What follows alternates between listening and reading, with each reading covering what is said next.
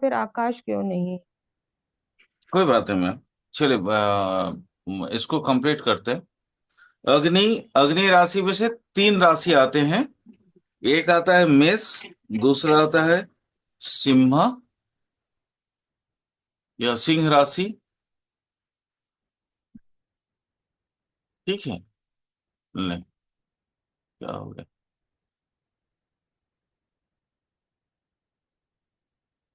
सिंह राशि। और तीसरा आता है जो है, दैट इज कॉल्ड धनु राशि।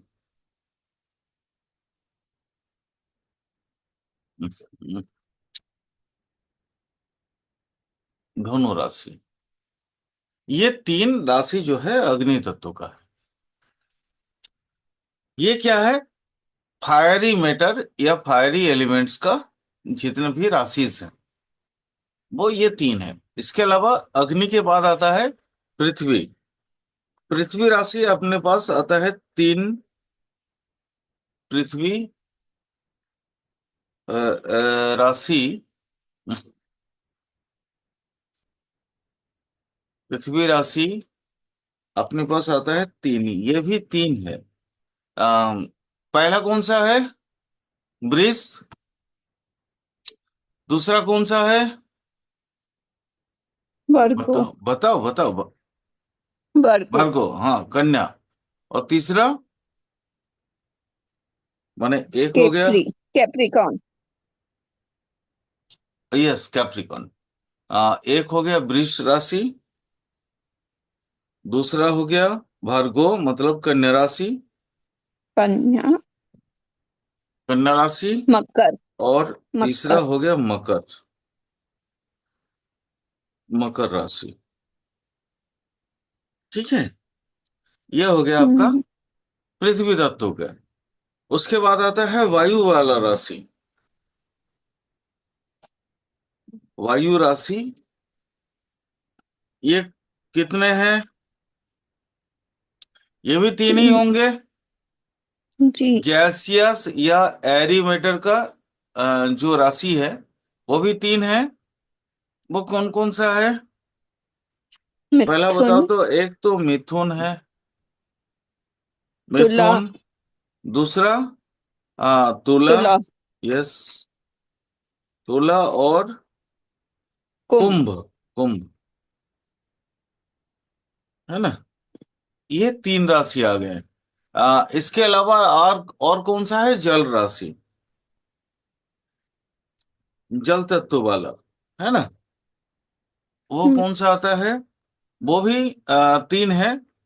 पहला तो होता है कर्क। दूसरा कौन सा हो गया? कर्क के बाद दूसरा कौन वृश्चिक। सा हो गया? वृश्चिक। यस। वृश्चिक। यस, वृश्चिक। और मीन। तीसरा कौन सा हो गया? मीन। मीन। मीन। ये अपने पास ये जो है ना आपके, हमारे पास ये तत्व वाली बात आ गई।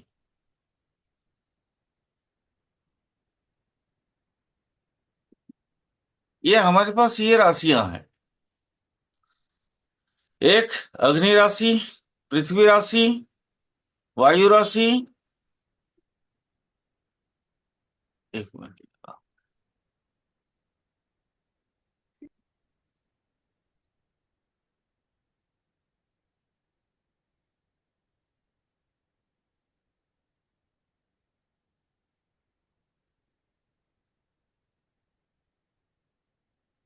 ये जो है मेष, सिंह और धनु, ये राशियों की क्वालिटीज हैं। इसको थोड़ा सा अंडरलाइन कर देता हूं। ये वाला मेष, माने वृष, कन्या और मकर, ये भी अपने पास वो चीजें आती हैं। और ये कर्क, वृश्चिक और मीन, ये भी अपने पास वैसा है। अब यहां से आपको समझना पड़ेगा, ये तो अग्नि राशि, पृथ्वी राशि, वायु राशि और जल राशि की अपने पास ये क्या है ना, वो डेटा आ गया। अब ये डेटा में, अब मान लो सपोज, जैसे अगर मेष मेष के बारे में या अग्नि तत्व, अग्नि राशि के बारे में अगर अपने को समझना है, तो अग्नि राशि पे भी तो अलग अलग राशि अलग अलग चीजों का है। हम्म, समझ आ रहा है? जैसे मेष जी। कौन सा है, इसमें भी तो अपने को समझना पड़ेगा ना। हम्म। जैसे मान लो आपका मेष, अगर मेष के बारे में हम लोग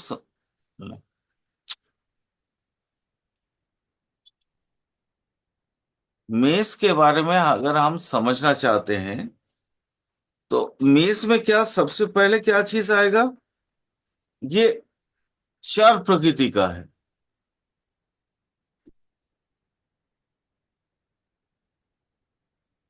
ये जो है वो चार प्रकृति का है। चार प्रकृति का, अब देखो सिंह राशि चार प्रकृति का नहीं है। हम्म। मतलब ये हमारे पास जो ये जो तीन अग्नि है, ये तीन अग्नि भी तीन तरह का है। हम्म। कौन सा? एक तो चार प्रकृति का है, ठीक है। स्थिर। सिंह जो है वो स्थिर प्रकृति का है, और धनु जो है वो चर और स्थिर दोनों को रखे हुए है, हम्म। द्विस्वभाव। हम्म। तो क्या इससे हमें क्या समझ में आता है? हम जब प्रेडिक्शन कोई भी चीज का करने जाएंगे, तो यहां से अपने को क्या चीज समझ आएगा कि हम अ, इससे मतलब क्या चीज के बारे में एग्जैक्टली प्रेडिक्शन कर सकते हैं, ये आपको समझना पड़ेगा। अग्नि तत्व, चार अग्नि। अब चार अग्नि को अगर हम समझते हैं, तो ये क्या दिखाता है? जैसे मेष राशि, ये जो है ये बेसिकली क्या है? चार अग्नि। चार अग्नि का इजिकल टू क्या है? मतलब जीवन का बीज भाव। हम लाइफ लाइफ के कुछ हमारे सूक्ष्म, मतलब इंटेंसिटी होती है, हिडन कुछ तत्व होते हैं, जो हम चीजों को वो समझ सकते हैं। मतलब हमारी जो छिपी हिडन मटेरियल्स है, उसके जो बीज सीड्स है, वो ये बताएंगे। आप समझ पा रहे हो ना मैं क्या बोल रहा हूं? चार मतलब होता है गतिशील, गतिमान। वहां जीवन की चलंत भाव है। अब ये चलंत भाव का मतलब क्या होता है? वो स्थिर नहीं है, कंटिन्यू गतिमान है। गतिमान का मतलब क्या है? सजीवता। वर्ड्स पे समझना, वर्ड्स जो शब्दों का उच्चारण कर रहा हूं, उसकी मीनिंग को समझ लो तो आपको समझ आ जाएगा। चलमान, गतिशील। गतिशील का मतलब सजीवता। सजीवता किसके अंदर आता है? जीव के अंदर। ये जीव कौन सा है? मतलब living things. Clear? Living things. ये क्या दिखाता है? जीवन के, जीवन के जो बीज भाव। बीज मतलब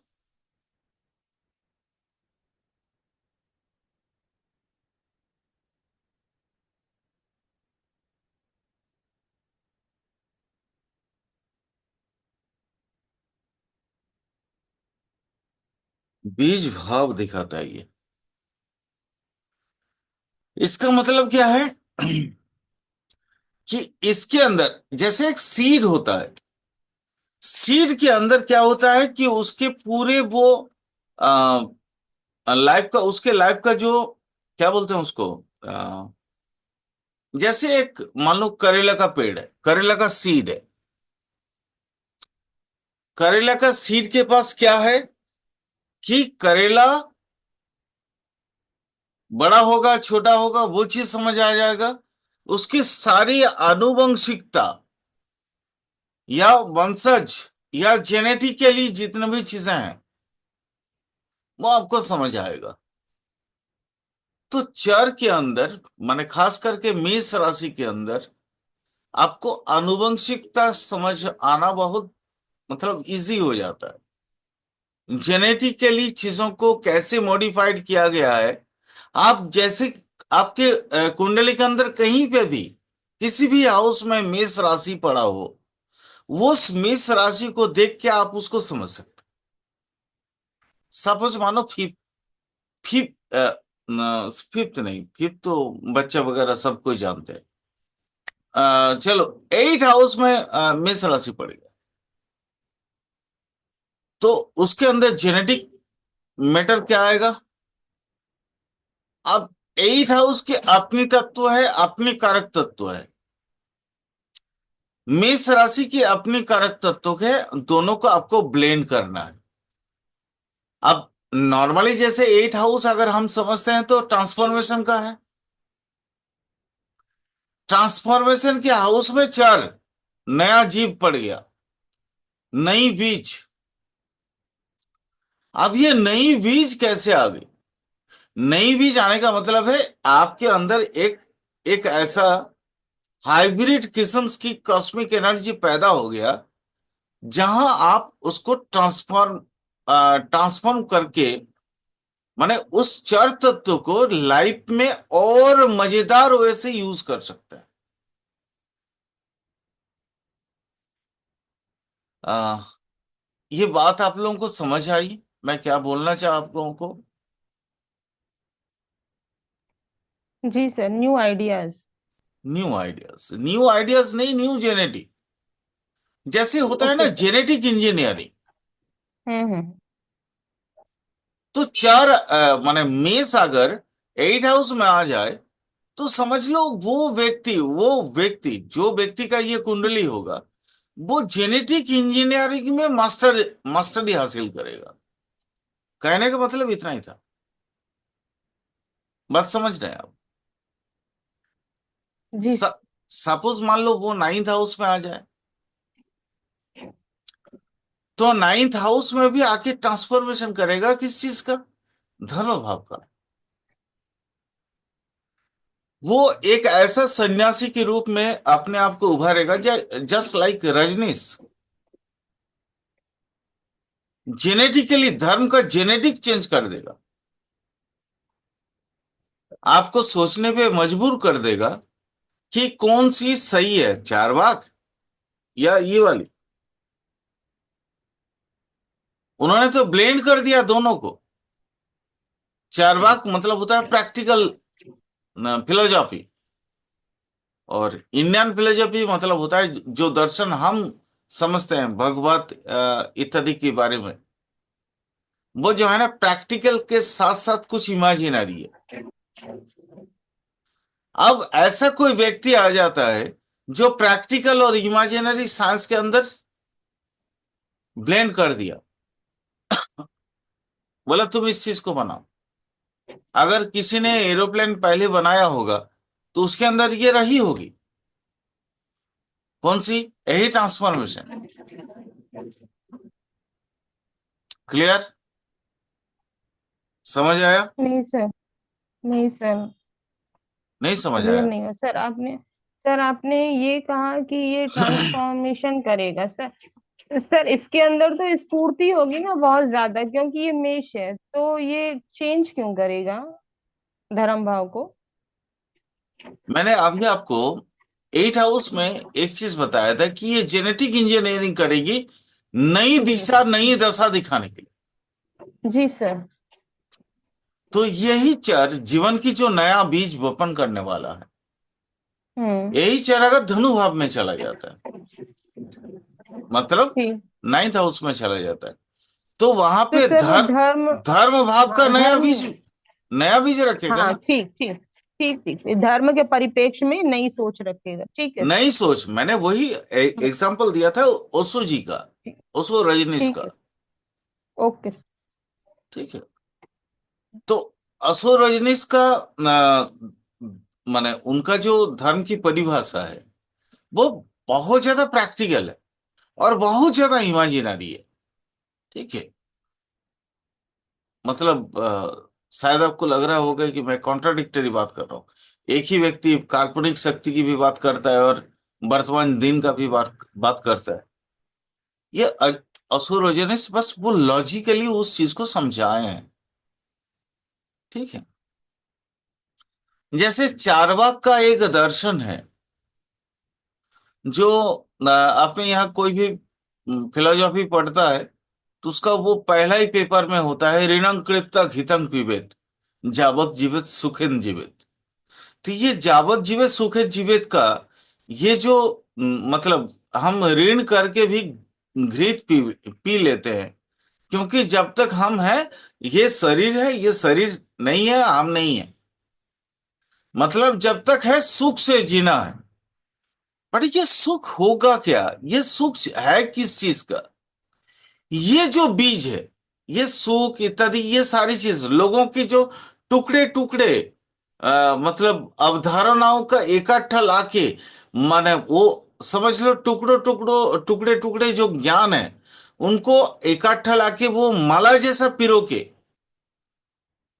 अगर कोई व्यक्ति आपके पास सजो दे कि दिस इज योर फिलॉसफी, यही आपका जीवन है और इस जीवन इसी तरीके से चलना चाहिए, like as Vivekananda, like as Osho, Rajneesh, सबने अपने अपने अवधारणा दिया। तो ये मेष राशि अगर काल माने नाइन्थ हाउस में चला जाएगा तो ऐसी मैटर होगा। एट हाउस में जाएगा तो मैंने बोला जेनेटिक इंजीनियर में एकदम माने क्या बोलते हैं उसको, अ, माने नई ऐसी ऐसी नई चीज लाके खड़ा कर देगा कि मतलब इंसान अचंभित हो जाएगा।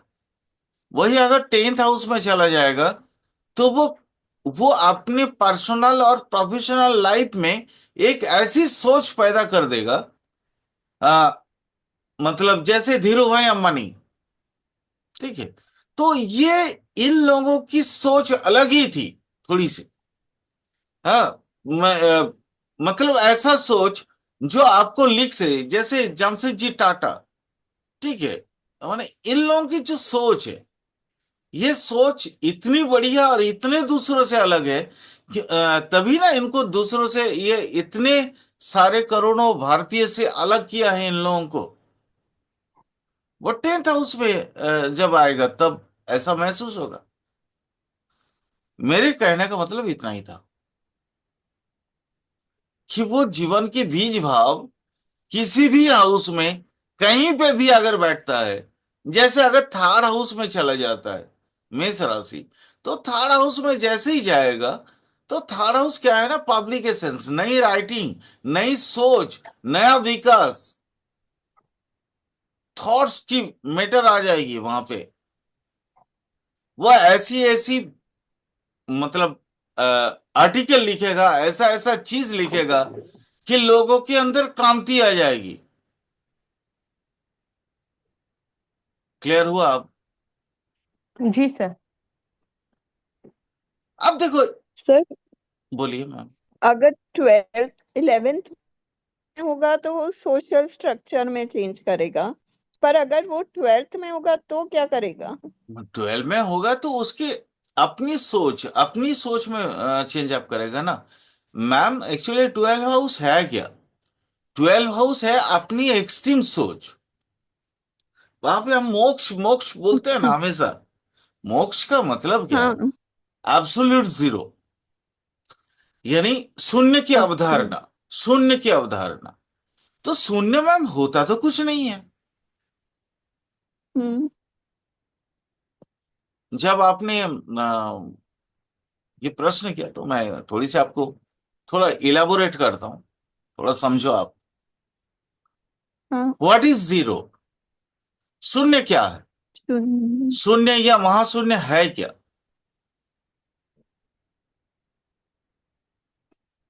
कुछ भी नहीं, एकदम क्लियर।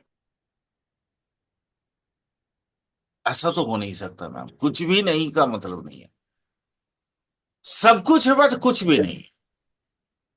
हाँ, कुछ भी नहीं बट उसके अंदर सब कुछ है। सब कुछ है। हाँ। मानो एक जीरो है। ये एक जीरो, हम्म। जीरो कैसा गोल होता है, हम्म। तो ये एक जीरो है। अब जीरो तो कुछ होता नहीं, उसमें भी तो आयन पार्टिकल्स होंगे। हाँ।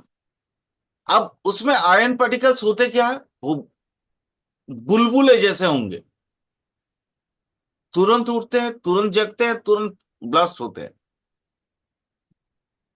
फुटका, फुदका, खत्म। जैसे हम्म। पानी के बुलबुले होते हैं वैसे। हाँ। तो शून्य का मतलब क्या है? शून्य बेसिकली सदाशिव है। सदाशिव के अंदर तीन, माने, एक तो वो महेश्वर महादेव वाला पार्ट है, एक पार्वती वाला पार्ट है। ठीक है।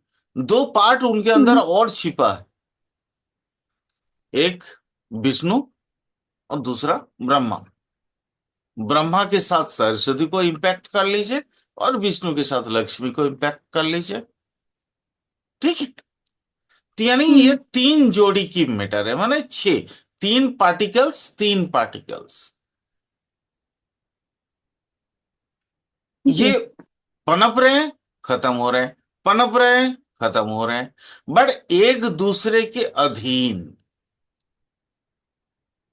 बहुत ध्यान से सुनना है इस बात को, एक दूसरे के अधीन। यहां पे ना तो ब्रह्मा अलग है, ना विष्णु अलग है, ना महेश अलग है। तीनों बेसिकली एक ही चीज का तीन रूप है।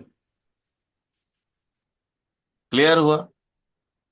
ये 12 हाउस, ये 12 हाउस है। 12 हाउस के कारक तत्व में आप क्या क्या पढ़े हो बताओ तो। आपने जेल पढ़ा है, आपने आइसोलेशन हम्म। पढ़ा है, हम्म। अकेलापन, हाँ। आइसोलेशन। इंसान हाँ। आइसोलेट कर देता है जब वो, उसका 12 हाउस एक्टिव हो जाता है ना? तो आइसोलेशन का हाँ। मतलब क्या होता है मैम? अगर आप अकेले हो, एक घर में, एक गुफा में अपने आप को बंद करके रखे हो, तो क्या आपकी यादें टूट जाएंगी? नहीं। आपकी जो अभी तक का जितने दिन का जो एक्सपीरियंस, वो तो एज इट इज बरकरार रहेगा आपके पास। हाँ। यानी यादें भी है, एक्सपीरियंस भी है, आपके आदतें भी है। आपके जो खाने का आदत है, वो सारी चीज, वो तो एज इट इज आपके पास जमा है ना। हाँ। अचानक आपने आपको आपने आइसोलेट कर दिया, आइसोलेट कर दिया गुफा के अंदर। अब यहां पे क्या हुआ, दोनों, एक देखो ट्रांसफॉर्म यहां पे भी हो रहा है। वो सारे आदतें आपकी एक जगह पे रहेगी, जैसे ही आप गुफा के अंदर चले गए, आप गुफा के एटमॉस्फेयर के हिसाब से अपने आप को आपको एडजस्ट करना पड़ेगा। गुफा के अंदर ढुके, वहां पानी नहीं है, यानी आपको प्यास लगेगा भी तो पानी आपको नहीं मिलेगा। अगर प्यास लगे तो आपको बाहर जाके पानी लाना पड़ेगा। अब बार बार बाहर जाना आपके लिए संभव नहीं है। तो आपने क्या किया, आपने धीरे धीरे पानी का खुराक को कम कर दिया। वहां आपको खाना बना के कोई देगा नहीं, या आप हम्म। खुद भी अगर खाना बनाना जानते हो तो भी आप बना नहीं सकते हो, क्योंकि आपके आदतों का चीज वहां पे है नहीं। तो आप क्या करोगे, धीरे धीरे खुद को कट अप करोगे खाने से। देखो यहां पे भी ट्रांसफॉर्मेशन हो रहा है। ठीक है। उसके बाद, अब जब आप उस जगह पे बैठ गए हो, तो आपने कोई, क्योंकि वहां जाने का उद्देश्य तो कुछ होगा आपके पास, या तो ईश्वर साधना, या तो कोई रिसर्च। हम्म। आप अकेले में रह के जो बड़ी रिसर्च करना चाहते हो, यानी आप, एक तो एक आइसोलेशन होने का, आइसोलेट होने का पीछे कुछ ना कुछ तो राज होगा, कुछ ना कुछ तो कारण होगा, क्योंकि बिना कारण का कोई कार्य होता ही नहीं है। तो यहाँ क्या कारण होगा? या तो आप रिसर्च कर रहे हो, या आप कोई नई चीज मतलब अम, बनाने की कोशिश कर रहे हो, या तो फिर आप ईश्वर की तरफ हो गए हो, ईश्वर मुखी हो गए हो। फिर वहां जाके आपकी ये सारी जो पुरानी आदत है, और वो पुरानी आदत आप बदलने लगेंगे। बदलने का मतलब क्या है? वही ट्रांसफॉर्मेशन है। बदल बदलना जिसको हम बोलते हैं, आदतों पे बदलना, या चीजों में, खान पान में, ये सारी जो बदलाव होते हैं, बदलाव को ही तो अंग्रेजी में ट्रांसफॉर्मेशन बोला जाता है। तो कोई जरूरी नहीं है कि सिर्फ 8 हाउस ही ट्रांसफॉर्म करता है। ट्रांसफॉर्म हर एक हाउस करता है अपने अपने हिसाब से। तो अब यहां पे 12 हाउस क्या क्या कर दिया? आपकी पुरानी आदतों में बदलाव कर दिया, आपके खान पान के आदतों में बदलाव बदलाव कर दिया, यानी आपके सारे इतना दिन का जो अभ्यास था, इतना दिन का जो आदत था, वो सारे चीजों में बदलाव आ गया। तो इसने भी तो ट्रांसफॉर्मेशन किया है आपके आदतों में। अब आपके लिए यहाँ परिवेश नया हो गया, गुफा के अंदर ढुक गया। बाहर का, अब बाहर में क्या टेम्परेचर है क्या नहीं है आपको पता नहीं है। आप तल्लीन हो गए, आप डीपली अंदर चले गए अपने रिसर्च के अंदर, या आप भगवत के लिए आप साधना पे चले गए। तो बाहरी दुनिया से आप तो कट ऑफ हो जाते हो ना। इसी को तो बोलते हैं आइसोलेशन, कट ऑफ होना। क्लियर हुआ मैम? जी सर। और भी कोई माने इसमें और कोई प्रश्न? आ, जो आपने प्रश्न किया था, मतलब ये पूरा सारा क्लियर हुआ आपको? जी सर। अगर वहां पे मिस चला जाएगा तो क्या होगा? अब आप ही बताओ मुझे। कहाँ पर सर? वही 12 हाउस में अगर मिस चला जाता है तो क्या होगा? तो मतलब वो भाई, इ- इसके जो कैरेक्टर है, मेष का जो कैरेक्टर है हाँ वो तो रहेगा। हाँ। यानी बीज भाव रहेंगे, चर चर तत्व रहेंगे, वो उसके चंचल भाव इत्यादि सारी चीज रहेंगे। हम्म। तो वहां जाके वो क्या करेगा? अपनी काया को बदल देगा। और उसके थॉट्स भी आते जाते रहेंगे। मैंने क्या बोला? काया को बदल देगा। मिलर अच्छा। मिलर आपने नाम सुना है कभी? एक नहीं तिब्बतियन, सर। तिब्बतियन जो एक सन्यास थे, जी, नहीं जिन्होंने, सर। मेलारोपा एक तिब्बतीय सन्यासी, जो बेसिकली मेष का एकदम परफेक्ट आंसर होता है। Perfect answer. ठीक है, उतना ही अहंकार, उतना ही गुस्सा, और उतना ही त्याग, और उतना ही मतलब जीत, जो कि सबसे पहला व्यक्ति है जो आप हमारे कैलाश के ऊपर जाकर साधन किया था। मिलारोपा। ओके। मिलारोपा कभी यूट्यूब वगैरह में सारी जगह पे होंगे, उनका कभी लाइव स्टोरी पढ़ लेना, आपको ये जी सर। ये समझ आ जाएगा। ठीक है। तो वो जीत होता है उसके पास भी, तो वहां पे भी तो कायाकल्प होता है। चंचल भाव उसके आदत तो रहेगा एज इट इज, उसके जो कैरेक्टर है, मान लीजिए एक आप लौकी का बीज आपने बोया है, तो वहां से हम्म। तो आम का पेड़ तो नहीं निकलेगा ना। नहीं। निकलेगा तो लौकी का ही कोई पौधा। हाँ। तो लौकी अपने कैरेक्टर तो नहीं बदलेंगे, तो मेष अपना कैरेक्टर तो वहां 12 हाउस में जाके बदलेगा नहीं। बट 12 हाउस का एक परिवेश भी तो है, एक उसके अपनी वातावरण भी तो है। तो उस वातावरण में कैसे शामिल होगा वो, उसके लिए उसको मेष को स्ट्रगल करना पड़ेगा। मैम, बहुत आसान शब्दों में मैं राशियों को और आपके मतलब चीजों को समझाने की कोशिश कर रहा हूं। अगर समझ में नहीं आ रहा तो बोलो, मैं और इलाबोरेट करूंगा और बताऊंगा आप लोगों को। मतलब क्या बोलना चाह रहा हूं, सपोज मान लो एक आम का पेड़ है। हम्म। आम का पेड़ का जो आदत है वो आम देना, जी। बट आपने उस पे काट के उसके अंदर एक नई डांडी अमरूद का लगवा दिया, जिसको क्या कहते हैं ना, वो क्या बोलते हैं उसको भाई, कोई बताओगे मुझे? वो वर्ड याद नहीं आ रहा है मुझे अभी। वरना जैसे ये आम हम्म, के डंडल में ठीक। वो लगा देते हैं अमरूद का पेड़, और फिर उसको बांध देते हैं, और कुछ दिनों के बाद दिखता है वहां पे बाकी तरफ तो आम बन रहे हैं, इधर अमरूद हो रहा है। उसको क्या बोलते हैं वो सिस्टम को? हम्म, नाम नहीं याद आ रहा। मुझे भी याद नहीं आ रहा है। अगर किन्हीं को मालूम हो तो थोड़ा सा बता दें हमें, ताकि हमारे लिए रास्ते आसान हो जाए।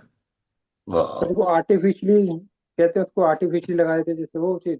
अरे हाँ, आर्टिफिशियली मतलब वो होता है ना, वो उसको कुछ बोलते हैं यार, उसका कोई टर्म है।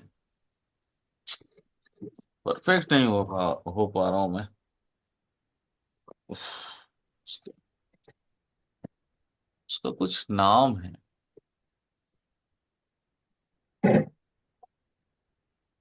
उफ, याद नहीं आ रहा है। अच्छा ठीक है, छोड़ो, माने चीज आप समझ गए हो ना। तो ये ट्वेल्व हाउस, जी सर। 12 हाउस में अगर मीन माने मेष राशि चला जाए, तो कुछ हद तक वैसा ही है। मतलब आम का पेड़ में अमरूद खिल जाना। ठीक है, मतलब उसके कैरेक्टर, उसके आदतों में आप बदलाव, ऐसा बदलाव आएगा जहां से वो एक नया चीज, लेकिन उसके पेड़ जो ओरिजिनल जो तना है वो एज इट इज रहेगा। तो वो ग्राफ्टिंग बोलते हैं उसको। ठीक, याद आ गया। ग्राफ्टिंग बोलते हैं, ग्राफ्टिंग। Yes sir. तो वो ग्राफ्टिंग जो किए जाते हैं, तो अब यहाँ पे क्या है, उसके आदतों पे ग्राफ्टिंग किए जाएंगे। तो अगर मेष राशि किसी भी व्यक्ति के कुंडली में, मतलब, तो यानी उसका फिर मेल लगन होना पड़ेगा, तभी जाके मेष उसके 12 हाउस में आएंगे। तो अगर ऐसा आते हैं तो उसके लाइफ में फिर ग्राफ्टिंग स्टार्ट हो जाएगा। उसको तरह तरह का तो नई नई चीजों पे ग्राफ्टिंग करवाए जाएंगे। हाँ बोलिए, Manisha ji. Sir taurus, taurus होगा तब तो मेष वन 12th में आएगा हाँ ना। हाँ, यस यस, सॉरी, टॉरस होगा, टॉरस लगन पे आएगा, तभी जाके वो 12 में आएंगे। ठीक है, बिल्कुल आप सही बोली, मैं गलत था। हाँ, तो मान नहीं लीजिए तो यहाँ पे ये ग्राफ्टिंग वाली बात आ गई। क्लियर? तो इस तरह से चार अग्नि, चार पृथ्वी, और चार जल, और चार वायु अपनी अपनी हिसाब से इन चीजों को अलग अलग करेंगे। अब वो किसी भी हाउस में पड़े, हमें उससे कोई मतलब नहीं, लेकिन वो उनके आदतों में ना बहुत सारा बदलाव हो जाएगा। जैसे एक और चार अग्नि का एग्जांपल ले लिया, मेष। चार जल, चार जल का एग्जांपल ले लेते हैं। चार जल कौन सा है? कर्क राशि है। अब सपोज मान लो कर्क राशि आपका 12 हाउस में चला गया, क्या होगा आप बताओ तो, थोड़ा आइडिया लगा के। कल इसको हम डिटेल पढ़ेंगे, आज तो जस्ट इंट्रोड्यूस हो रहा है। भाई नेक्स्ट क्लास में अभी डिटेल पढ़ेंगे। हाँ, बताओगे? चार जल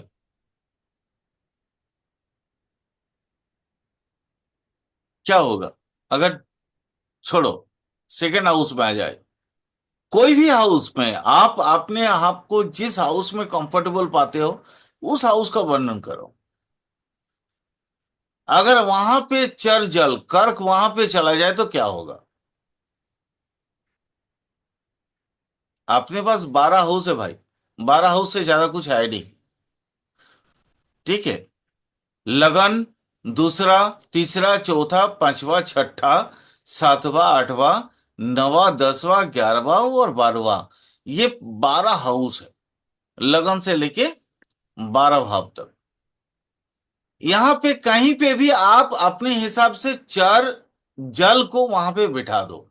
और जैसे मैंने अभी चार अग्नि के बारे में मेष का एक एग्जांपल लिया था, उस हिसाब से यहाँ पे चार जल कर्क को अगर बिठा दें तो क्या रिजल्ट आएगा? अब बताओ।